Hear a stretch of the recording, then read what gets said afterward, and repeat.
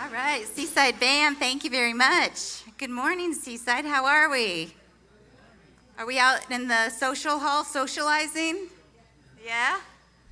All right, I invite everyone to make their way, if you can hear me, all into the sanctuary. My name is Tara Short. I'm your Education and Special Events Director here, and welcome you. Let's see, on to announcements. We do have a new member class and lunch coming up, so it is a couple weeks away, but I wanted to get that on your calendar.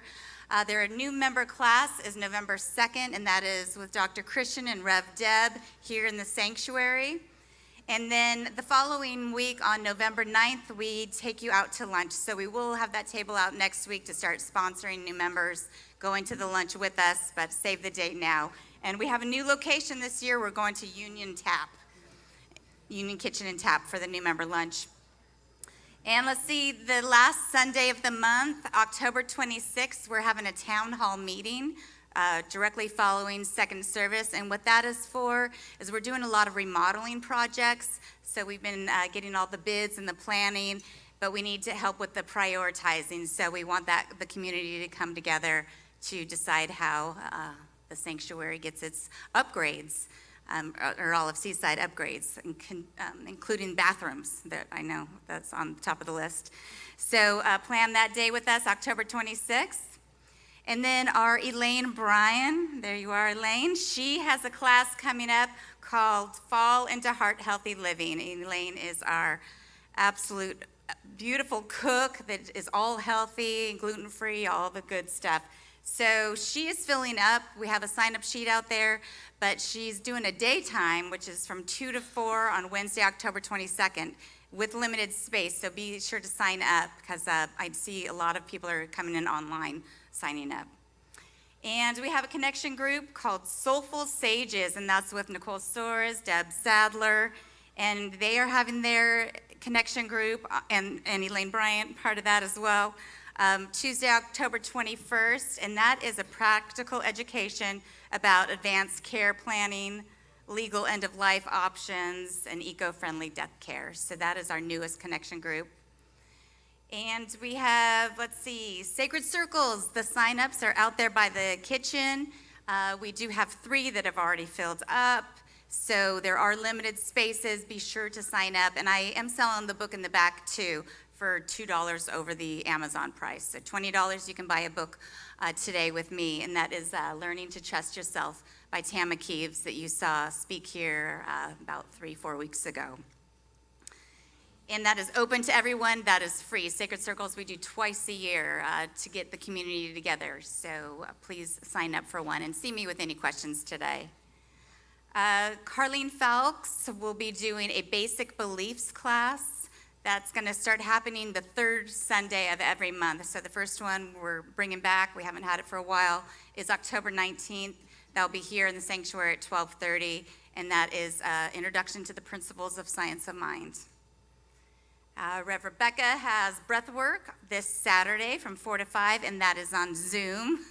Dancing back there, yes. And today we have a workshop called Looking for Beauty in the Loss of Loved One, and that is with our beautiful practitioner, Deb Sadler, and Janice Hope. So you guys are serving lunch today, optional, from 12:45, and then the workshop is today at 1:15 to 3:15, and that is open to everyone. So come on back for that if you do take off. And finally, if you have seen the poster out there, our next Friday Night Live we have been waiting for. It's Friday, November 7th, and that is Navigating a Changing World with New Thought Wisdom. And so this is a panel, so we can be saying what the heck is going on and bring us back to our principles of science of mind. And so you'll see Dr. Kathy Hearn, you'll see Reverend Christian, Reverend Guy Williams from Fallbrook, and Reverend Kevin Busey from San Diego. So all New Thought leaders. And I have a box today and for the next couple weeks that I am asking you to put in your questions, because I will be the moderator that night, and we want to make sure that we are hitting them hard with our tough questions that are going on within us. So today I have a box here out in the family room with a question box, and you can also email your questions, and it can be anonymous or let your name be known. So, all right. And right now I invite you to stand and greet your neighbor and remain standing for the congregational song.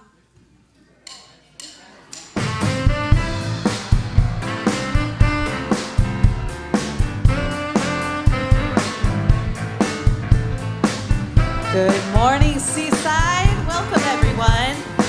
We're going to stay standing together and sing our song, God is my source. Here we go, everybody. God is my source. God is my power. God gives me everything I need. So I give thanks for all my blessings. God gives me everything I need. Love is my source. Love is my power. Love gives me everything I need. So I give thanks for all my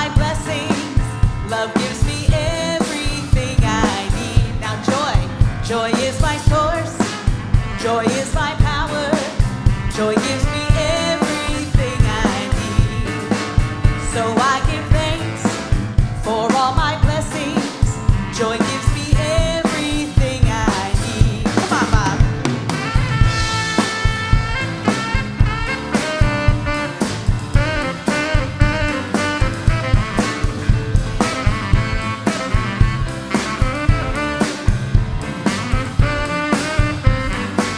All right. Peace is my power. Peace gives me everything I need. So I give thanks for all my blessings. Peace gives me everything I need. Let's do one more. God is my source. God is my power. God gives me everything I need. So I give thanks for all my blessings. God gives me everything I need.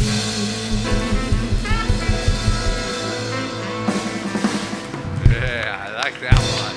Woo. And good morning, Seaside. What a joy it is to be with all of you that are here, all of you that are at home. We know you're there just joining in with us. It blesses us for sure. And Danielle, how wonderful to have you with us this morning. And because I know you last night, there was no early getting home for you. Yeah, it's like That's right. you're pulling like a Rebecca getting home just in time for here. I did. I was channeling my Rebecca power driving from Lemoore, California last night. Well, hopefully you got a couple hours sleep. I don't know. did. I'm happy to be here always. I wouldn't miss it. Yeah, well, it's true. Hey, are you gigging anywhere closer where we might be able to see you? Yeah, it's kind of private party season, but I will be with Groove Line at Humphreys on November 15th. Wow, well, that'll be good. You want to check her out a little bit more, see what Come she's on doing? out. Humphreys 15th, I love it. That'll be Yeah. great. All right, hey, we have got a wonderful practitioner here today. We got Deb Sadler, one of the educators, author within our community, and is just ready to take us to a deeper level. So please do that. Deb Sadler. Good morning, Seaside family. Well, Janice and I have a workshop today, and as many of you know, I wrote a trilogy, and while I was editing the last book at the very end, I had written about the losses in my life and my family. And I realized that there was a pattern. And so I got out a piece of paper and I wrote down each loss. And then I wrote down how I changed. And I realized that every time I lost somebody significant in my life, I changed who I was. And the last loss I had was my mom. And I went back to Connecticut with to be with my sister and pack up her things. And my sister came out here for 3 weeks for a vacation, but she never went back. And she had, kind of a little bit of a hot mess when she came out. And I had a friend that went to Unity, and it really helped her. And I'd been to Seaside for concerts, but I had not come for a service. And so I thought, you know how we are. I'll take my sister to Seaside, and maybe that will be the thing that wakens her. So we come to Seaside. She loved Seaside. She loved Dr. Christian, but her life, moved on. And you will notice my sister is not here, but 15 years later, I still am here.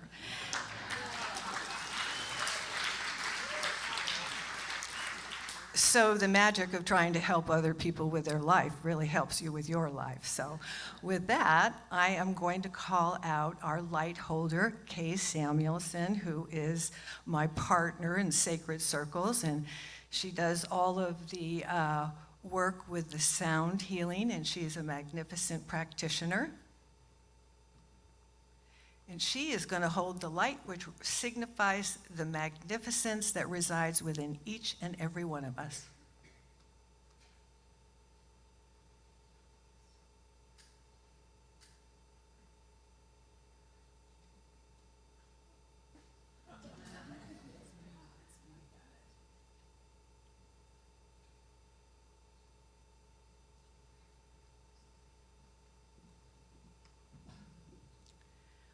Next, I'm going to strike the singing bowl to bring us into coherence. Please join me in the stillness.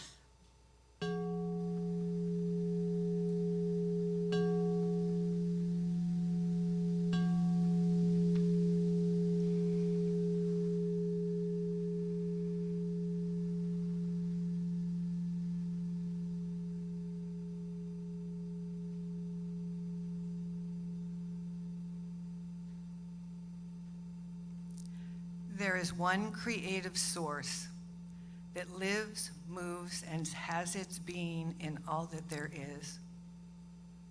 There's only one power, one presence, one mind. For there is a universal intelligence that is everywhere present, and it is always creating out of itself. And it is a power and a presence for good and most benevolent outcomes. And I know that I am one with this divine intelligence that moves in, through, and as me, for I am spirit expressing in individualized form.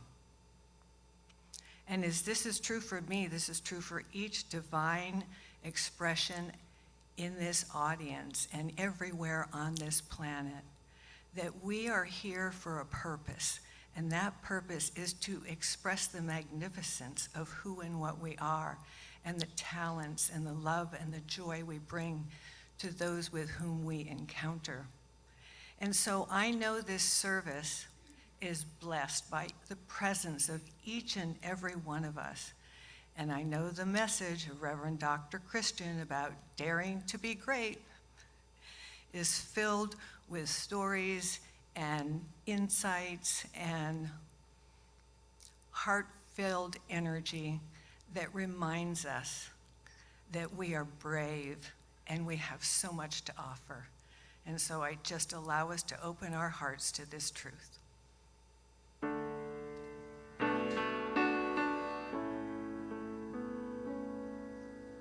God is so good. God is so good. God is so good. God is so good to me. God is so good. God is so good. God is so good. God is so good to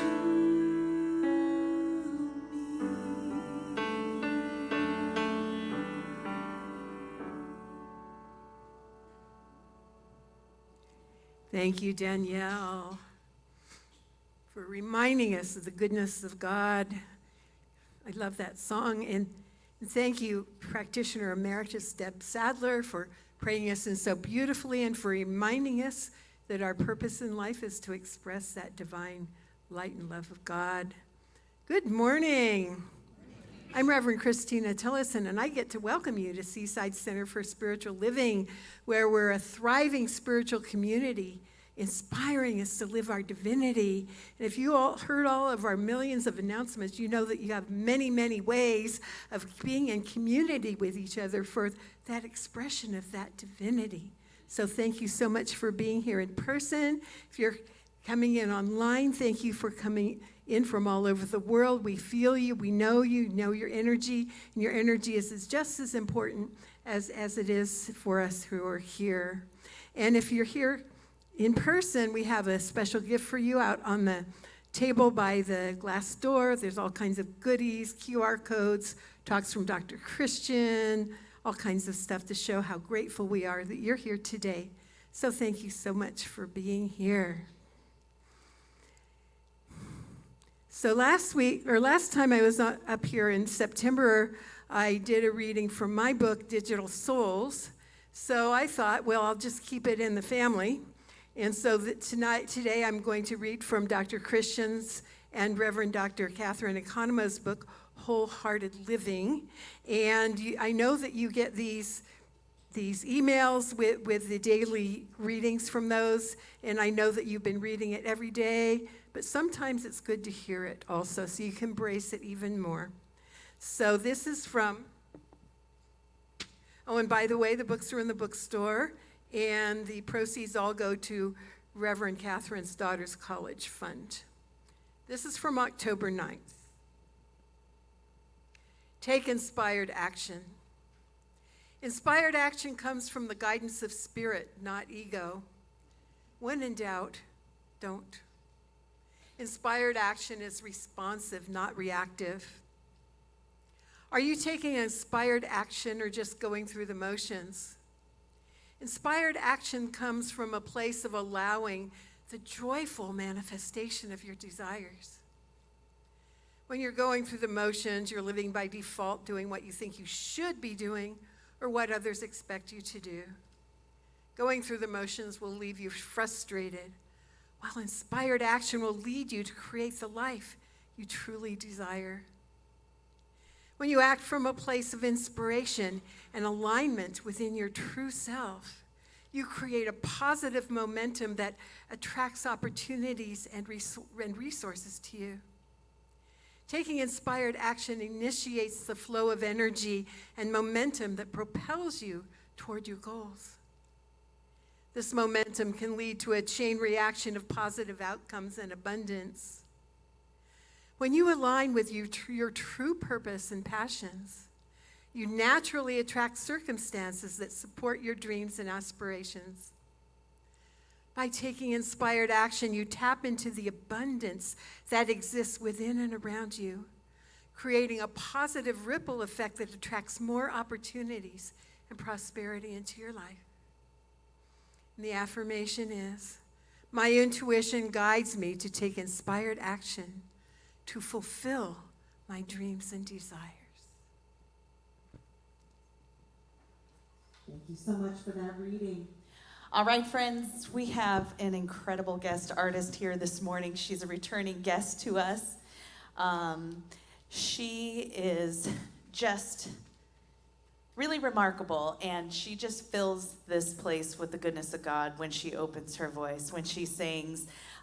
This holiday season, she's working on a live Christmas album. I know after you hear her, you're going to want to hear that, so you can go to DenineWilburn.com to listen to that. But we're so blessed to have you. Please welcome Denine Wilburn.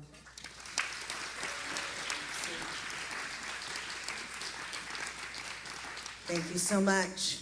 So good to be with you guys again. Thank you for having me back.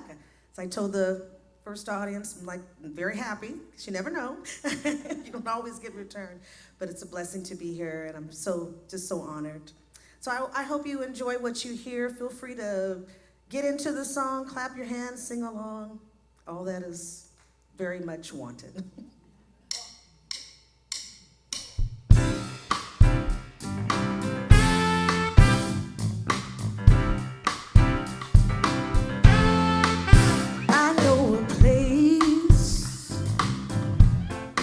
Ain't nobody crying, ain't nobody worrying, ain't no smiling faces, lying to the races. Oh, ain't no smiling faces, yeah, lying to the races. Yeah. Oh, help me now, I'll take you there, yeah. If you think you're ready, yeah, I'll take you there. Oh, help me now, I'll take you there, yeah. If you think you're ready, yeah, I'll take you there. Oh, I know a place, yeah. Ain't nobody crying, no crying, ain't nobody and ain't no smiling faces, yeah, lying to the races. I said ain't no smiling faces, no, lying to the races. Hey, help me now, I'll take you there, yes I will. If you're ready, I'll take you there. I'll take you there. If you think you're ready, I'll take you there. Come on, Bob.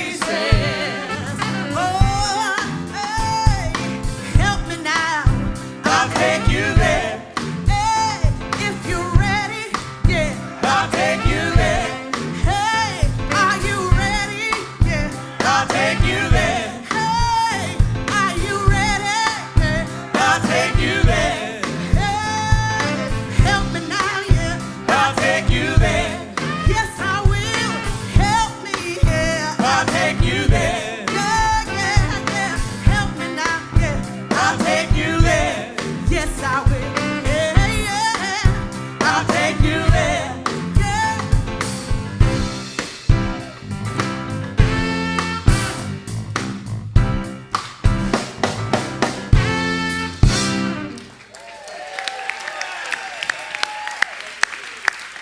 Hey, and this is Deneen Wilburn. Took us there. My goodness, how beautiful that is. How fun. What a fun song. So take you there, man. There's no crying, no pain. That sounds like a heavenly place to me for sure. Hey, this morning's message is Daring Greatly. And the title was inspired by Berne Brown's book, Daring Greatly. And it's interesting, Berne opened up her book with this wonderful snippet of a talk that Teddy Roosevelt did in 1910 in Paris after he was president of the United States. It became, so well known as the man in the arena. And so I wanted to start this morning with it. I found it empowering.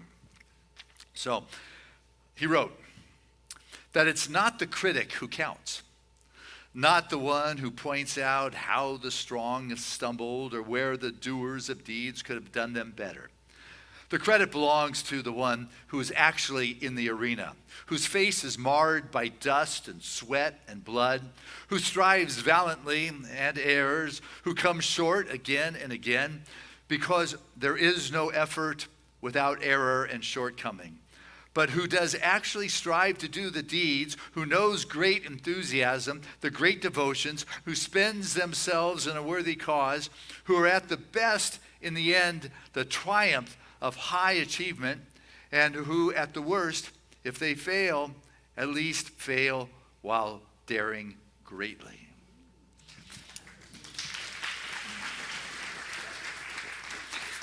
Got to get in the game, guys. It's not about being the Monday morning quarterback or the critic. It is about being in the arena. It is about willing to take the punch, to get dust in your face and to stumble and to have the mistakes. And so if you are willing to be open to that, being vulnerable to that, to being courageous to that, then I want to ask you, where in your life are you being called to dare greatly?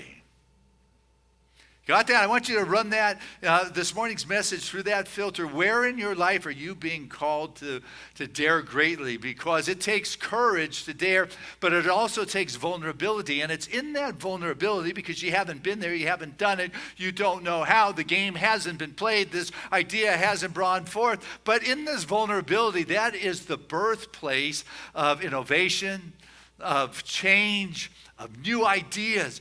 But you're not going to know it unless you are in it and willing to experience it. And it can be scary. It's like you're in the darkness. There was a seeker. And as a young guy, he was seeking for money, for success, for friendships, for lovers, for accomplishments, for all those things. And he was successful at the acquisition and the attainment of this in his seeking, and yet inside he felt hollow. There was something that was missing. It wasn't fulfilling. He continued to pursue that. He said there had to be something more, but nothing came. He began to wonder, is it a fantasy? Really, is there more to this life than the acquisition of things? And then that's when he heard about the awakened one. The one that it was now on the planet. This individual who was the keeper of the mystical keys to truth, and he had to go visit this wonderful wise sage. And so, as all these stories go with seekers, he went on the arduous journey that took days and weeks over mountains and rivers. You know how that goes.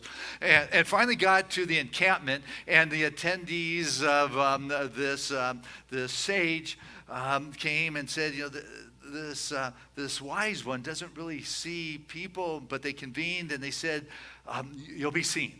You are welcome for an audience, tomorrow morning around sunrise. And so he went to bed, but the seeker, he couldn't sleep. I mean, he was awake all night, excited. He was going to go visit the awakened one. What was he going to say? And morning came, the attendees came, took the seeker into a clearing in the woods where there was a little campfire going, and there was the one just sitting there with a hood and a white robe.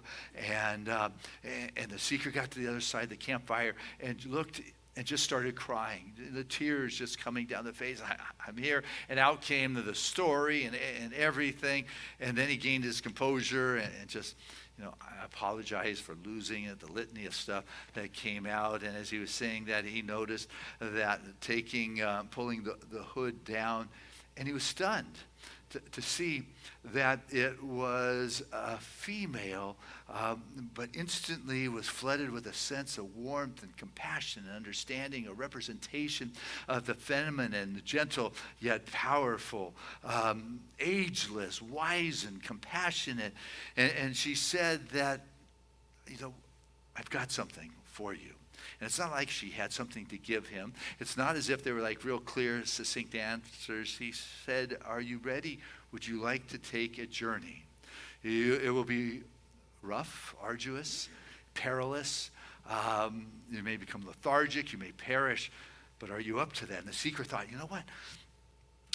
It's not good right now. I might as well go. And so she walked over, raised her hands, put them on his forehead, and as soon as she just touched him, boom, there he went, like at accelerating speed down this dark corridor, down this place, and it just faster and faster until it began to slow down, and he landed on the floor of like a dark black place, and as the eyes began to focus, he came to realize he was within a cave. It was pitch black down there, but somehow he was able to sense, and he tried to find his way out. He began to search the walls, he groped the rocks, trying to find any way out, and there was no way out, and he continued to search until exhaustion set in. About time to give up. A meal appeared. There was some food, some water, and he drank that, and they tried again, and this went on for who knows how long. It was timeless. He could only count the days by how many meals it appeared. Finally, he would like try to crawl up the wall and find a crack in the ceiling, and finally, for just falling to the ground, having exhausted every aspect of his being, he is filled with the anger, the resentment, mad at the sage, yelling at God, cussing, cursing at himself, just lacerating, abusing, just verbally, mentally, just wiped out, no longer anything as when it happened. He caught a glimpse of light, but the light wasn't outside. And maybe that was the issue, that he had been trying strongly, violently, controllingly, pushing his way. But there was a light, and it was inside.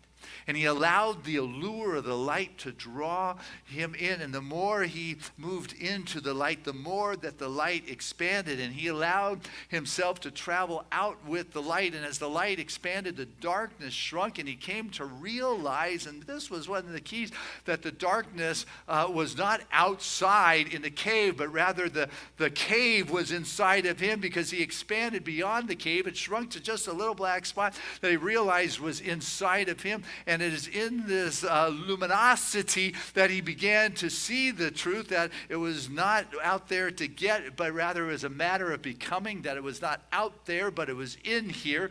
And it was in this realization that he opened up his eyes and found that he was sitting at the campfire again next to the wise woman. And he looked into her eyes, didn't know how long he'd been gone. Was it a long time? Was it a short time?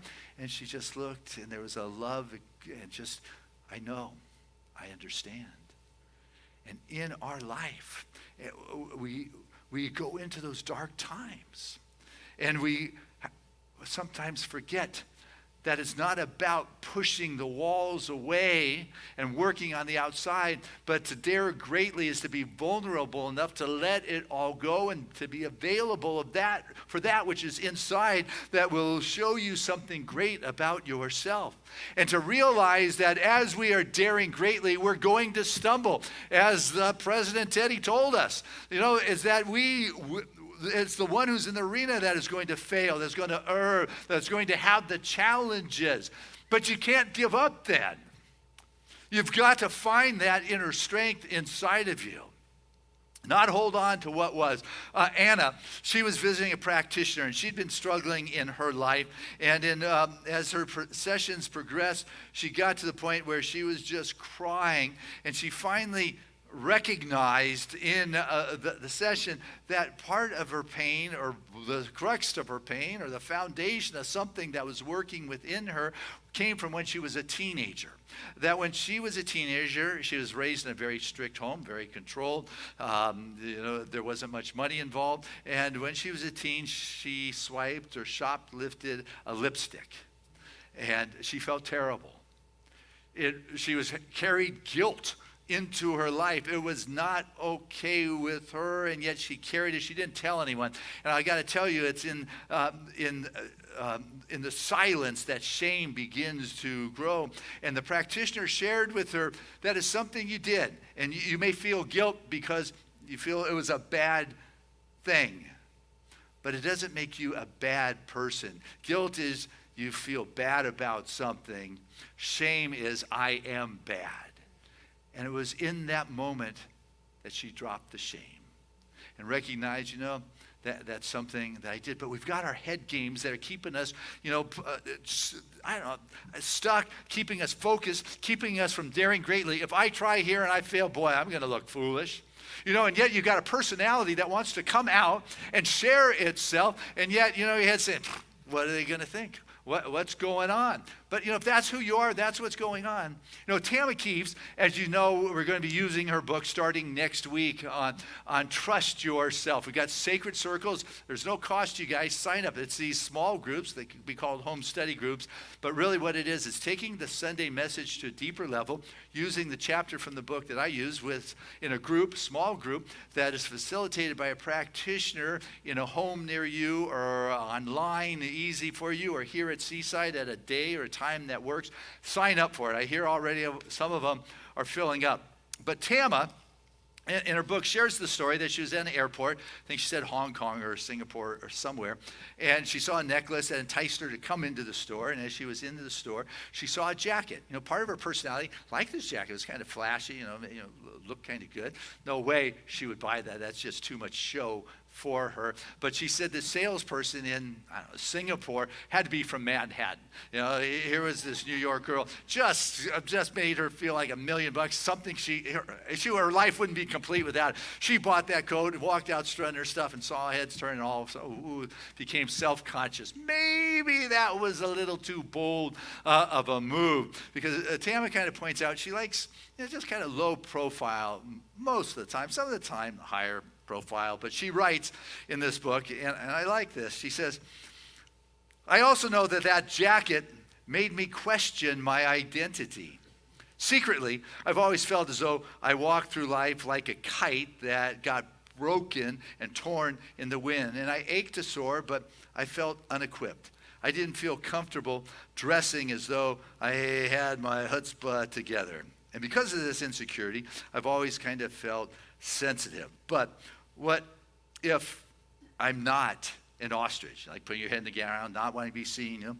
What if I'm not just an ostrich? What if I've been a shamed peacock? Because truth be known, I also like to strut my stuff and be questionably loud sometimes. I'm a lead singer in my mind. What if I'm sort of both an ostrich and a peacock? What if I'm neither? What if I'm just stardust cycling through? What if I'm no one form of or category or box to be checked on a questionnaire? The Buddhists say that I'm not my idea or my identities. I am no self. What if all my seeming identity is just a story I tell myself? What if I could step in and out of stories as I please? What if I'm the beautiful light that is beneath all the stories? What if we all are? I think we all are. What if you have aspects to your personality and you've got this wonderful, bold something, and it takes you to dare greatly, that you have that aspect, that part of your identity that knows how to strut their stuff, speak loudly, be bold, and go in a way that can make a difference. And it doesn't mean you're not going to fail. It doesn't mean that you're not going to question, but you have got to make that decision that, you know what, I got to do this one. You know the story from the Bible about Simon who became Peter? And actually, the story starts a little before the story I'm going to tell you. Because there was this all-day seminar going on in the Sea of Galilee, and Jesus was doing his thing, and nobody brought food, and there were no vendors, and so he multiplied the loaves and the fishes. That's pretty impressive. 5,000, I don't know, fishes or loaves, or enough for everybody anyway. And so at the end of the day, he said to his guys, you know what, we're going to do our shtick on the other side, in a couple of days. Jump in the boat, head on over, I'll meet you over there. And so that night, he sent the crowds home and he went to sleep. But that night, a big storm blew in. It was a wild, crazy, wild one. We know this because Peter wrote about that night. A storm blew in like storms you never see around here. These guys are sailors. Storms don't usually scare them, but he wrote about it. So Jesus woke up in the morning, it was beginning of dawn, it's storming, and he has this thought, you know what, it's kind of a showy off kind of thought, kind of showman, I guess. He said, I think I'm going to go meet the guys out in the water. And so he just takes off walking across the water in the middle of a storm. People on the beach are probably going, what's that? Oh, it's Jesus. So anyway, he's out there walking. The ship's getting thrown from side to side. The guys are going to think they're going to die, and they see somebody walking across the water. Imagine that. Storm, you think you're going to die. Seafarers think about, these are ghosts from other guys who have gone down in the past. Is it a ghost? Is it apparition? And they're not quite sure what it is. The last thing they think would be Jesus. Why would you think it's Jesus? Peter shouts, hey, Jesus, is that you? And he said, well, who else would it be? But no, that's me. Sorry. He says, hey, if that's you, Jesus, call to me. He says, come.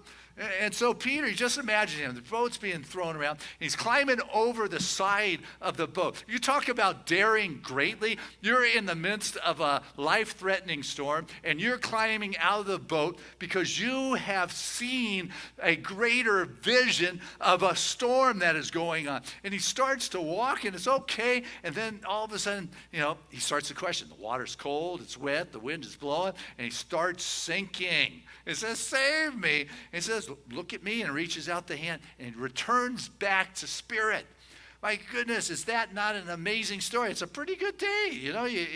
You fed the multitudes, you walked on water, you saved the guy from drowning. But if that wasn't enough, he decided, hey, let's turn off the storm. So he stopped the storms too. Talk about showing off. You save them from drowning. It's a good day for. Too bad they didn't have social media. Imagine that. He would have packed his house on the next shore for sure. But anyway, I have diverged from my meaning. But anyway, what I want us to really get is that you've got to dare greatly when you're stepping beyond. And it's kind of paradoxical in the sense, it takes courage, but it also takes vulnerability. And it doesn't mean that you're not going to start sinking into the water, but you know what? To show your faith in life, you have to dare greatly. And as you get into that arena is when you begin to call on the greater aspect of your being and that which is available to you. And it's not as if you're not going to get knocked down, but what we've got to remember is we've got to lift our gaze to that spirit, to that presence. And it's not some guy in the sky, and it's not a person in this world. It is that light that is within us. And sometimes we need to be so wiped out that we are surprised that there is a light that is available that I had not seen it sooner.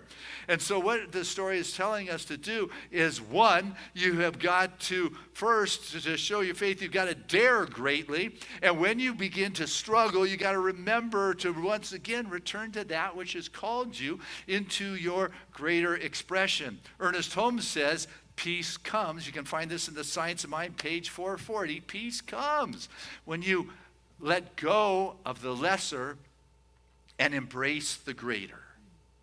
You got a spot in your world that's a challenge? You're having difficulty? seems insurmountable, like you're going to drown, you know, that is the time to let go and surrender to the presence of God. I remember there was a show on ABC, Wide World of Sports. It was legendary when I was growing up. And in the intro, they had Vinko Bogataj. He was Slovenian, and I'd never heard of the guy before, but it's not that I didn't know him because I saw him every week. He is the one, and you may have seen this because they played it over and over. There was, at the beginning, the intro was this ski jump. They were jumping in Germany, and it was a super fast day. It was iced over. Things were going faster than they had expected, and Vinko, he came down there, and he went down while he was coming down, and so he's on his back. The skis are up in the air, spinning around, picking up speed, and he is launched. And now he's flying through the air on his back, spinning around like a helicopter. How high above the ground, I don't know, but it's not a position you're supposed to be in, I'm sure. And all of a sudden he comes down, crashing through the fence, going into the crowd, wiping the folks out in the crowd that are watching this thing happen. And then you have Jim McKay saying, the thrill of victory and the agony of defeat. You know that. Legendary. This poor guy, I'm sure they were utilizing as the agony of defeat. Down he went. A death-defying fall for sure that for a decade played. And I was happy to hear 11 years later on the 20th anniversary of Wide World of Sports, they had a banquet and they invited Bogataj to the banquet. And when he got up, then they had all the premier high-level athletes at this banquet because, Wide World of Sports, of course you would. And so he gets there, and what he received was a standing ovation from the best elite athletes on the planet because they recognized what he exemplified, that you don't become a champion without taking some falls, that you don't become a champion without getting in the arena and getting dust on your face and blood or whatever that story is. It is said that Muhammad Ali got up out of his seat, walked over to and asked him for his autograph right there.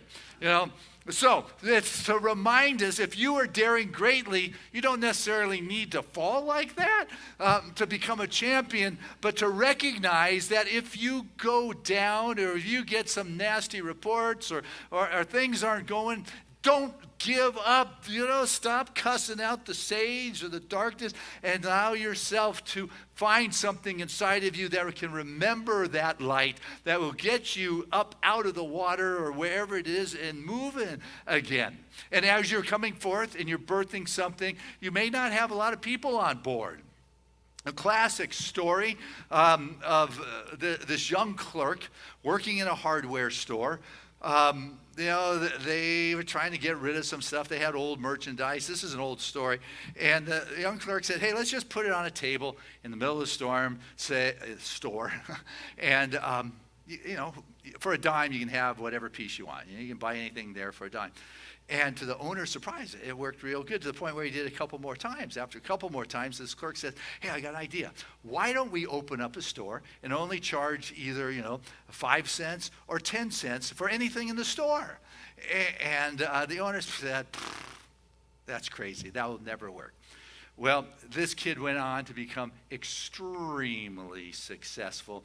And the owner, when he reminisces, he said, as I think about it at this point, for every word I used to tell Woolworth that his idea was no good, it's probably worth $1 million, Woolworth went on to create the 5 and dime stores that are now the 99-cent stores. The idea still lives on today. You got to be willing to risk greatly. Are you willing to let go of the mindset that you had in order to be available for the greater manifestation of your good? But you know what? These are the facts. This is what my checkbook says. This is what the doctor says. This is what my body says. But you know what? If I can calm the seas, the storms, the waves in this world, if we can hear these amazing stories of healing and transformation and abundant flow, then what I need to do is work on quieting the small-mindedness, as Ernest said, let go of the lesser for the greater, and allow myself to find the courage enough to be vulnerable, which is kind of paradoxical, right? Courage, vulnerability, possibility, but I want to share with you what Berne Brown says about that. Berne Brown just this month came out with a brand new book. It's called Strong Ground: The Legends of Daring Leadership and the Tenacity of Paradox. She wrote,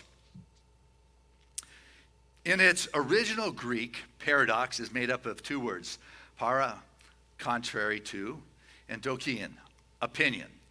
So the Latin paradoxium means seemingly absurd, but really true. I love that. Seemingly absurd, but it's really true.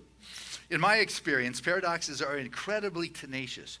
Humans get so uncomfortable straddling the tension and the uncertainty that surfaces when there is a seemingly opposing ideas that seem to both be valid, that we awfully simply just give up. We let go of the tension and we pick one idea, normally the most familiar one to us, and make ourselves feel better by discounting or diminishing the competing idea or the idea holder. The gift of the paradox is that if we hang in there and tolerate the tension, grounding down and holding both ideas is a possibility, a new and deeper level of understanding is born. Paradox is stubborn and never lets go. We are the ones who tap out. You want to dare greatly? Going to tap out, give up, sink because the water's water? I can't answer that for you, but what I know is life isn't meant to be lived vicariously. We're not meant to be sitting on the sidelines on Monday morning. We're meant to be in the game. We've been birthed into this. God, put me in.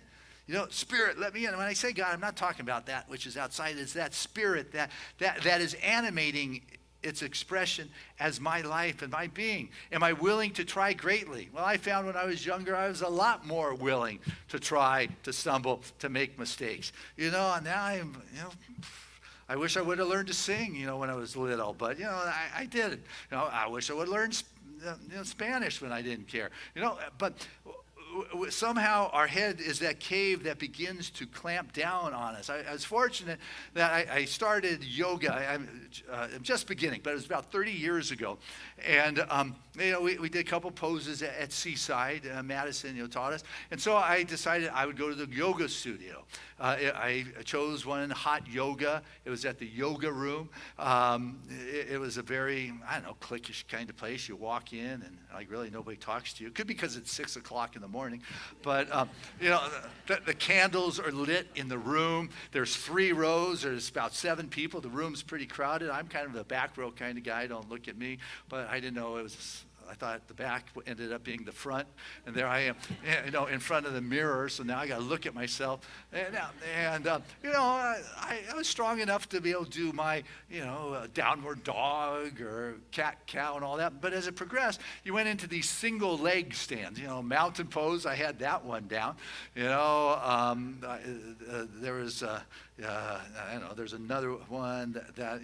But then they move into this standing leg pose where they kick their leg out and they hold their toe out in front of them like this big old L right there. They made it all look so easy, and I kick out there and I just go over sideways and I plow into the girl that is next to me, who goes down, and I just envision it all going down like a row of dominoes going down. Only she went down, but she knocked down her water bottle and then that spilled on the floor. And the place is kind of sacred and quiet. Well, there's something even quieter than quiet when something like that is like, oh. Yeah. And then I just started laughing. And once I started laughing, the whole place burst into laughter. And all of a sudden, the tension was done, and it was over, and everything was just fine. Afterwards, man, I was a nobody, and now I was a somebody. People, hey, I'm glad you're part of it. Welcome to the yoga room. We look forward to seeing you tomorrow. I don't think so, but It's like if we could just be willing to go with the flow and allow, it takes some time when we're willing to dare greatly. It may take some time to transform the world. I'm just saying, It's James Clear. Remember him from last year, Atomic Habits, right? A little change, great, little moves, great changes kind of thing. Anyway, one of the things he reminds us is that Rome was not built in a day. But he points out that they were laying bricks every hour. And he goes on to say that we don't have to build everything today. Just lay a brick. Take that step. Move forward. Create the space. Create a place for Spirit to show up in your consciousness, in your body, in your world of affairs, in your relationship. Where is it that you want to create in your world? There was a story that appeared, I was told, in a very prominent newspaper, it was years ago, but of an elderly gentleman. I guess he was a gentleman, I don't know, but an older man. And it was one of those houses that was built in earlier days in a city before it was a city. Kind of one of those square houses that all of a sudden the city got old and things kind of got run down. It's not as healthy looking. And that guy had been living there for decades in his little house. And one day he walks out to the front porch. And he stands on his front porch and he looks at the sidewalk that runs parallel between his property and the street. And it's broken up. It has got cracks. It is uneven. It's waiting for an accident to happen, for people to trip. Roots are coming. It's a mess. It looks like it's probably was laid back in the 20s or something. You've seen that. And that same sidewalk goes right up his front lawn up to his front porch. And he finally says to the reporter that, I finally had a talk with God. And God, he's like my buddy. I said, God, it's time we do something about this. It's a mess. Somebody's going to get hurt. And, God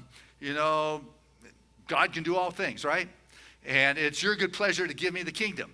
So I want a new sidewalk. And so with that, he went into the house and he called his kids. And a few days later, his sons came over with the grandkids. And what they did is they went and they broke up the sidewalk that ran in front of his house and up to his front porch. And they hauled that off. They flattened out the ground. They found some 2x4s. They laid them end to end, 8 feet, and they put stakes on both sides. And at the end of the day, he had the frame for the sidewalk in front of his house. And he then went back to God and said, okay, God, I did my part. You do yours. Talk about confidence. You talk about talking to God like that. And once again, I'm joking. God's not really outside. But, it's that essence. That's that life force. And so the paper said that little more than a week later, it was reported that a cement truck was barreling down his street. And when it went to turn at his corner, the weight of the truck was too heavy that it went sideways. Not hard, but it just slid right to his front yard. And, and nobody was hurt. They got out. And it was going to take a few hours for the crane to get there. And they had to get the wet cement out of the barrel before it set up. And that old man came, hey, I've been waiting for you. Right here, please. And by the end of the day, they smoothed out his sidewalk, and he had this perfect sidewalk in front of his house up to his front porch, just like that.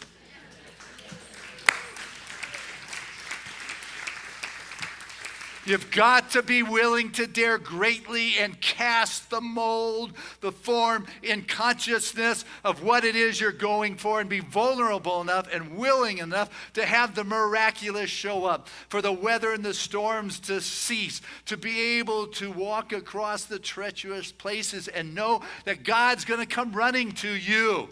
You make your intention known. You get in partnership with something that is higher than your fear and your difficulty or the prognosis.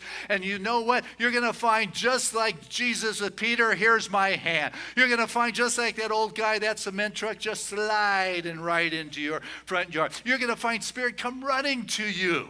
It's just the way it works, because it's already there. All is part of the omnipresence. You are part of the omnipresence. What are you looking for? Let nothing stop you. Marcus, there was this guy. I'll back up a little bit. There was a time, I don't know if you remember this. You probably not, but it was called the pandemic. And during this era, the people believed all sorts of strange things. And there was a time where toilet paper was worth the price of gold. It's because gold was cheaper back then. But, toilet paper was worth it was valuable. And so Marcus, who is telling the story, at night, it was late at night, and he was down to the last of his roll.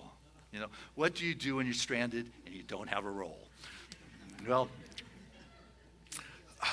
he set his alarm clock. He got up early to catch the 6 o'clock opening to the store. He made it to the store to find a line snaked around the building. So there was a time you actually had to wait in line to get into the store because people were, there was this fear of being close with one another. So he went in the store, absolute mayhem, and he's running through the store, and there's one package of 4 rolls sitting on the top shelf. When he sees that, he lunges for that. As he lunges, somebody else was reaching for it too. They collided, they fell back, and they looked at each other, and then they just started laughing. And her name was Tasha, and she said, why don't we, split this pack? We each can have it. And they agreed to that, and they walked out of the store together. They spent over an hour talking in the parking lot together about pandemic weirdness, sourdough fail, Lion King theories, And then at the end, he dared greatly. He said, "Can I have your phone number?" And she said, "Yes." Unless you ask, you don't get a yes, And so he called, and 2 years later, Marcus and Tasha got married. And this is the part of the story I love, and it's at the wedding. You know how they give away wedding favors on the table? They give away something. They gave away little rolls of toilet paper with a note on it that says, "Love is worth squeezing." The story was titled Toilet Paper Tango, It's just, you could be locked in and spirit can still get there. You can be out in the middle of the ocean, spirit is still there. You can be in the darkest, deepest cavern and cave in the world, spirit is still there, but you've got to do something different. The guy, that seeker, never thought how he had never gotten out of a cave like that before. If you're in a new precarious situation, it takes a new level, and that is what vulnerability is. It is the place where there is the birth, the creativity, the innovation, but you got to be courageous enough to build that mold, to know that spirit or life can fill it. And so I will end today with how I started, with the question you've been running this whole talk through in your mind and your consciousness. Where in your life are you being called to dare greatly? Go do it. I love you.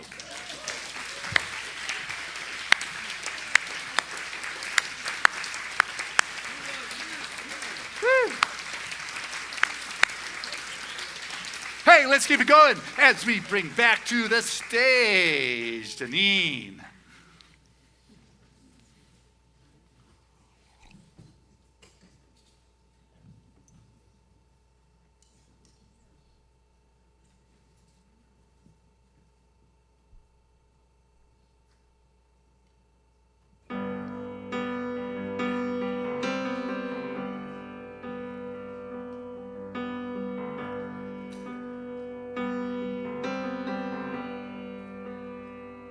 I love you, Lord.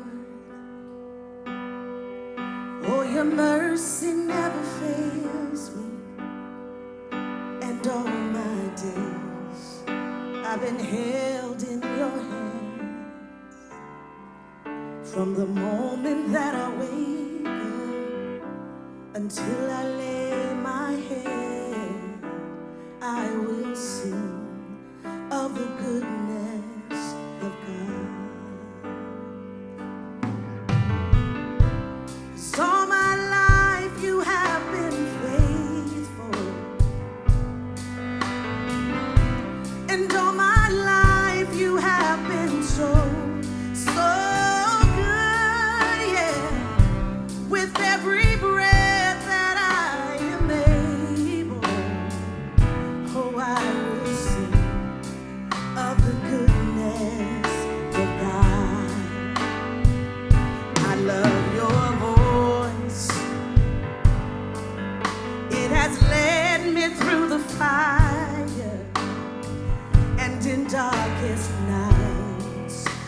are close like no other.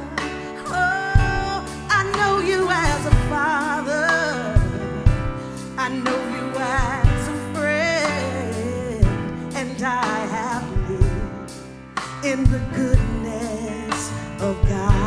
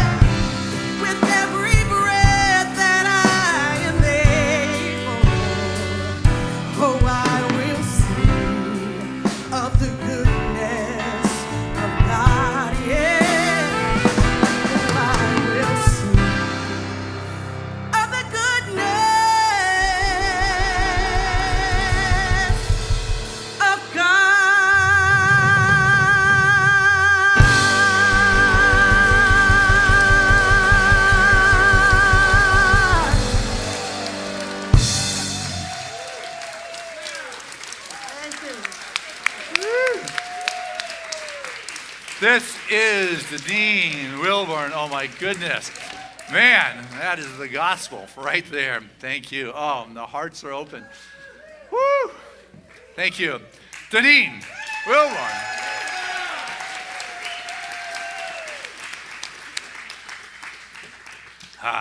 Whew. Yeah. I can't breathe. Yeah, I just filled. Yeah. Oh, man, that's good.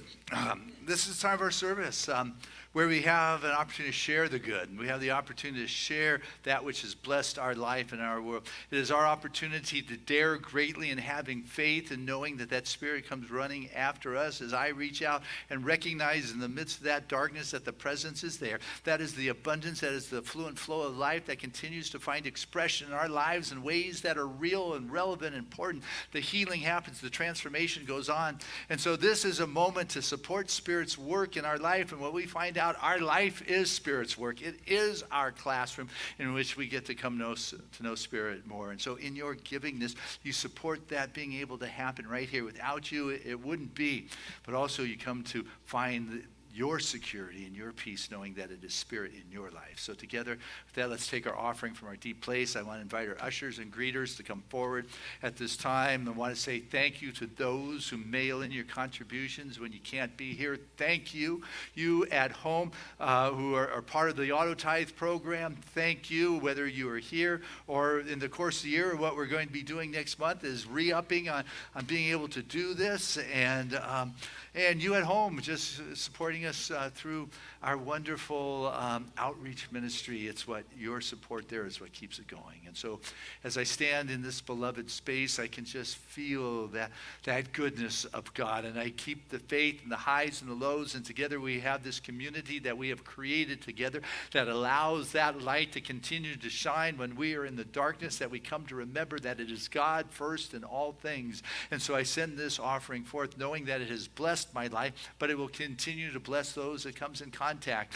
And in this wonderful flow, I developed this deep sense of well-being, that it is Spirit that is my source. It is not the headlines. It is not the trends. It is not what's going on. It is Spirit that is within, that is that light that cannot be diminished. And as I take my mind off the darkness and the fear and see that light, I begin to expand and recognize that the dark fear was nothing but a small spot within me, not out there. So grateful to know that in my givingness, I come to know this through experience. And so with joy, I send this forth saying, thank you, Father, Mother, God, for the opportunity to be conscious of my giving. And so it is. Amen. And together, let us say this affirmation of abundance, which is, Spirit continues to bless my world. Gratefully, I live as the giving expression of Spirit, opening the floodgates of the affluent flow of greater good as my life now.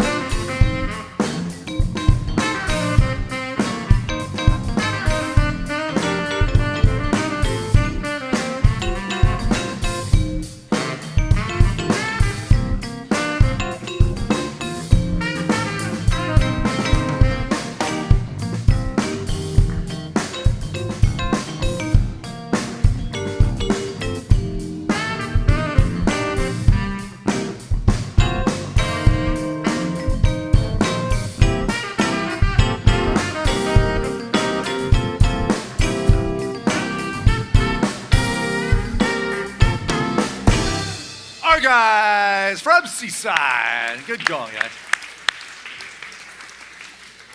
And I stand before this bounty. I can feel the outpouring of the love, the caring, the blessings that have been infused within these gifts. And Seaside receives this wonderful vibrational uplift, and knowing that we are blessed not only by the vibration, but by the gifts that are here. And it's handled in good stewardship, and it's sent forth back out into the world, bringing that love and blessings to all that comes in contact, knowing that the giver has been lifted, uplifted, and blessed in their givingness. And so I say thank you, Father, Mother, God, for this opportunity to be part of this ever-expanding flow of good. And so it is. Amen. All right. Hey, this is Mike Florio. He is your board secretary here at Seaside for the last 3 years. Hands-on with so many of the projects around here at Seaside. And I guess there's a big meeting coming up October 26th after the service. And we're going to I know you guys have been getting pricing and all sorts of ideas. And so we're taking it to the community, asking them to prioritize what we should do, shouldn't do next. What ideas did we forget? So it's really a time about having ears. Okay. Mike Florio, man, heading up that whole building consciousness around here. Thank you, Michael. Speaking of thank you, Deneen, my goodness, what power. Love the way that Holy Spirit moves here. Absolutely. Danielle, thank you for rolling in here on time to help us out. Appreciate you. Love you. And see Mike and the girls that were here. So the whole family's in on Sunday. Dr. Christina, always a joy to share Sunday. Fun to see you walking up and down the stairs with your knee working. A testimonial to the healing power of consciousness. And Matthew, thank you for the sound. Appreciate you very much. And Sarah, for the visuals, fun to see you up there in that nest, giving us the sight. And do you have a slide? Sharon Wozniak gave us these beautiful flowers in honor of her dad's birthday. So Sharon, I can't really see you if you're out there or not, but oh, there you go. Thank you for bringing your dad's beauty to all of us here today. It definitely makes a difference. So we love you and thank you for that for sure. And if you want flowers up here and a slide, if I remember, sign the flower calendar. We'd love to honor your anniversary or special moment in your life. And it blesses all of us. I mean, look at that. So let's see. Hey, when I'm done talking, we've got Deb Sadler's and Janice Hope's workshop going on. You know, the Beauty Beyond Loss. Their wonderful grief ministry has created a lunch for those who are partaking of that and the workshop. So that's going on for sure. Also, I want to encourage you to sign up for the Sacred Circles. They start next week. Next week, my talk is going to be based on chapters from the book. The books are available if you want to pick one up at the table for Sacred Circles. Put your name down there. It doesn't cost anything. Find the night or the day or the time or the person or the location that you want. Or if you find someone you want to get closer to, pick that one. You know, whatever gets you into a group, what matters is you get into this spiritual conversation. You know, I kind of call it like a home study, but it's not really a study. It's like experiencing that message. And Maggie Ritala created this great curriculum and practitioners. She's explaining and giving it out in the room after service day. So you want to pick that up. So sign up is what I'm asking you to do. A lot of good is going on. Our youth program is just a wonderful expression of the consciousness of Miss Jessica, bringing the practitioner consciousness to this wonderful expanding life upon our planet. Life upon the planet, that's what we're all about, right, guys? So today's topic it started with an A. Do you remember? Affirmation. His face was like this, affirmation? Yeah, you guys are 1 week ahead of me, affirmation. So we actually have an affirmation, much like you guys do, every single week, right? Except we do a couple of different things with our affirmations. So we're going to teach everybody what we do with our affirmations. Are you guys ready? What affirmation are we going to say? Happy. Okay, how does that go, though? I am happy. I am happy. So that's what we're going to work with, okay? So, Wesley, you want to show everybody what we use when we do our affirmations? We use mirrors because when you look at each other, God's looking at God. Oh, right, God is looking at good, God, Wesley. right? So first, we're going to hold our mirrors. Okay, everybody gets a mirror. Sorry, you guys don't get a mirror. Everybody has our mirrors, right? So then we're going to hold it up to our eyes because what's happening, guys? God's looking at God. God is looking at God, right? And then we say our affirmation, right? So as we're looking in our eyes, what's our affirmation? Talking in the mirror. What's our affirmation? I am happy. Okay, so then we look in our eyes and we say, 1, 2, 3. I am happy. Now then we'll put our mirrors down and then what do we do? Say it again. But what do we do differently with our bodies? Place our hand on our heart. Yeah, then we place our hand on our hearts and then let's say it together. I am happy. And then, it doesn't end there, it's just so much fun. And then, what else do we do with our eyes, remember? We look at each other and then we say, I am happy. We look at each other in our eyes, right? So if you guys want to look at your neighbor right now, are you guys ready? We're going to say it together. Wesley, you want to look in my eyes? And we say it together. I am happy. Right? Because what's happening? God is looking at God. Because God's looking at God. So every interaction, God's looking at God, right? It can't get any better than that. Can we give them a round of applause? Hey. I think we need to give a round of applause to their teacher, Jessica. Hey, you keep that up, and they're going to be sitting in there with you instead of me. Hey, if you want to work with our children, talk to Jessica about that. It is a wonderful gift to be able to spend time. And I know they can use just more individuals to help fill that out. We have more teachers, we'll have more children. You build it and they will come. And Jessica has done a great job creating our foundation. So, hey, with that said, I think I would pray. I mean, healing's what it's all about. All the morning leads to this moment where we're opening ourselves up to that greater yet to be. So I want to invite any of our religious science practitioners that are present to just stand so we all can feel this upliftment. For it's in this uplifting moment I rise above the darkness, the concern, the fear, the prognosis, whatever that which is heavily weighing me down to this earthly realm. I know that as Tammy Keeves was saying that, I am that spirit that is all of those things. I am the stardust. I am the light that is of the entity that I get to, identity that I choose. And I choose in this moment to align with that higher power. Though I have been brave stepping out of the boat to this world, if it has caught me, whatever that may be, and I feel that I might be going down, I remember to lift my gaze on high and begin to see that greater yet to be, that God presence, that life force that is omnipresent, that right where I am in the midst of my challenge, my constriction, my pain, my difficulty, whatever is that label that is going on in my human experience, let me know that I am expanding the mold and the framework of the greater arrival of God. For with Spirit all things are possible. It is Spirit's good pleasure to bring us the kingdom. And so in this moment, whatever has denied my receptivity to that shift, to that healing, knowing that anything and everything can transform into a state of wholeness, it is in this moment that I believe that with the totality of that which I am. And I find at the cellular level, the organ level, or the organic level, or the bone level, every aspect of my being just reverberates with its divine blueprint of wholeness, and my internal natural pharmaceutical just releases that which needs to do to purge out that which is no longer welcome in this earthly experience. And so I know my soul, my spirit is alive, is dynamic, it is filled with joy, life, and love, and that the relationships I am in my life in this world are my perfect environment to love and to care and to express, to be honest, vulnerable, courageous. I'm willing to put it there. I know right now that spirit meets spirit in this wonderful expression of the creation that is going on in our life.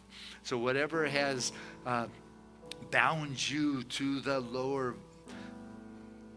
darkness, the difficulty, the fear, allow that to remain in the lower meme of the human vibration, and allow yourself to rise into the finer state of being courageous enough and vulnerable enough to be able to live with the balance, the paradox of the yin and the yang, the light and the dark, courageous, vulnerable. I know right now that I'm willing to dare greatly and proclaim it, and know that life fills that in the most high and perfect way beyond what I thought was possible. But I know with Spirit all things are, so I let go to that trusting, not telling the infinite what to do, but becoming receptive to what it is doing for each of our greater good. And this is what we bring to the world, our families, our relationships, our work, our life, our self-expression.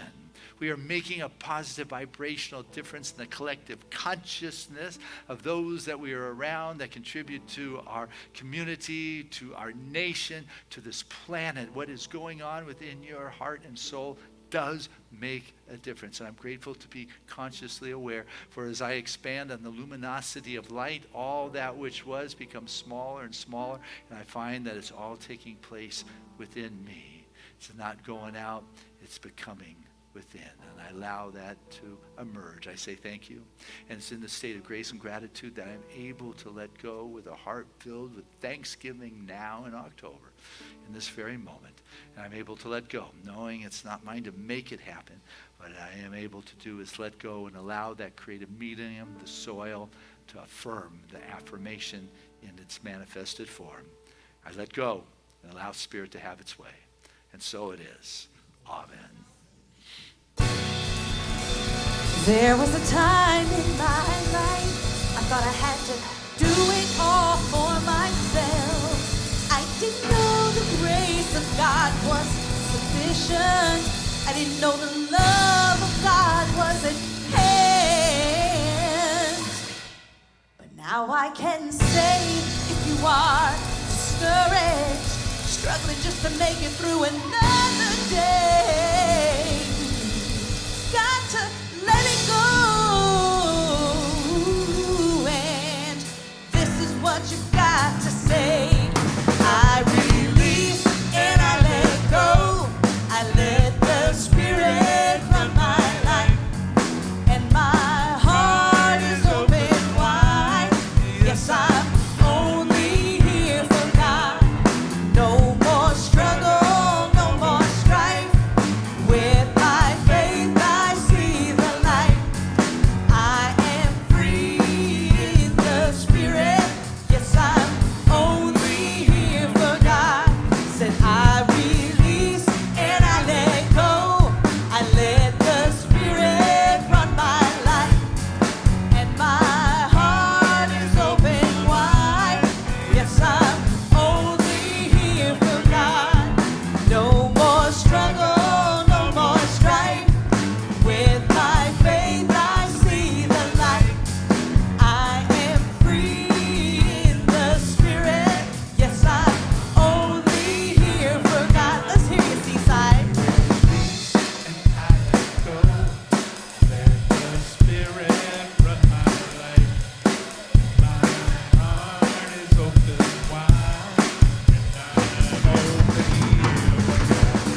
No more struggle, no more strife. With my faith I see the light. I am free in the Spirit. Yes, I'm only here for God.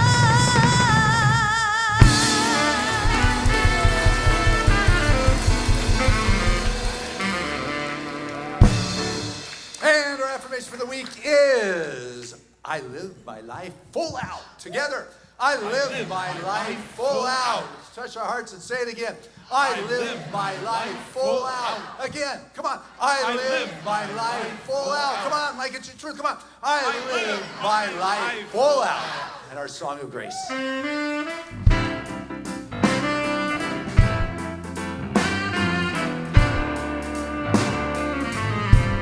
I'm living in love.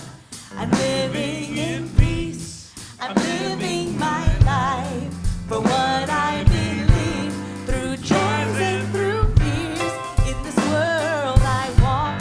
God's grace shines on me, and it shines on us all. We are living in grace. We are living in grace. We are living in grace. We're living in love. We're living in peace. United we stand as one family. We honor all truth as together we walk. God's grace moves through me, and it moves through us all. We are living in grace. We are living in grace. We are living in grace. We are living in grace.